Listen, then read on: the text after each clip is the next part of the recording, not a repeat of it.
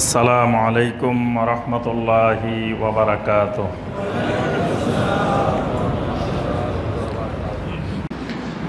আচ্ছা, আল্লাহ সর্বত্র বিরাজমান, এটি সঠিক কিনা? না, এটি সঠিক না। আল্লাহ সুবহানাহু ওয়া তাআলা সর্বত্র বিরাজমান নন। আল্লাহ পাক আর রহমানু আলাল আরশিস ইস্তাওয়া, আল্লাহ পাক হলেন উপরে, ঊর্ধ্বে। আর যিনি খালেক, যিনি মহা ক্ষমতার অধিকারী, তার জন্য সর্বত্র বিরাজমান থাকাটাও তার জন্য শোভনীয় না। কারণ জমিনে পাক জায়গা আছে, না পাক জায়গা আছে, কত জায়গা আছে, তো তিনি সব জায়গায় থাকবেন কেন? এই জন্য আল্লাহ পাক উপরে।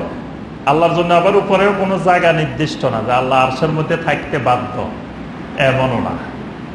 এই জন্য আল্লাহ পাক আলিয়ুল হাকিম, আলিয়ু আল্লাহর একটা সিফাত। আলিয়ু মানে উপরের দিকে, আলিয়ুল কাবির, আল্লাহ হলেন আলী, আল্লাহর সিফাত হল উলু, মানে আল্লাহ ঊর্ধ্বে থাকেন। এই জন্য দেখবেন আমরা হাত তুলি দোয়া করার সময় কোন দিকে?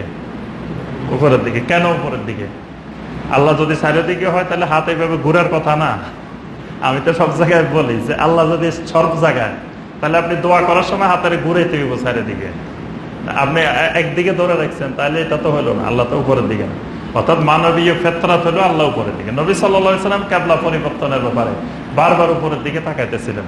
কাদ নারা তাকাল্লুবা ওয়াজহিকা ফিস সামা, নবী সাল্লাল্লাহু আলাইহি ওয়াসাল্লাম বারবার খালি আকাশের দিকে তাকাইতেছিলেন। তাহলে জিবরাইল আসতেন কোন দিক থেকে?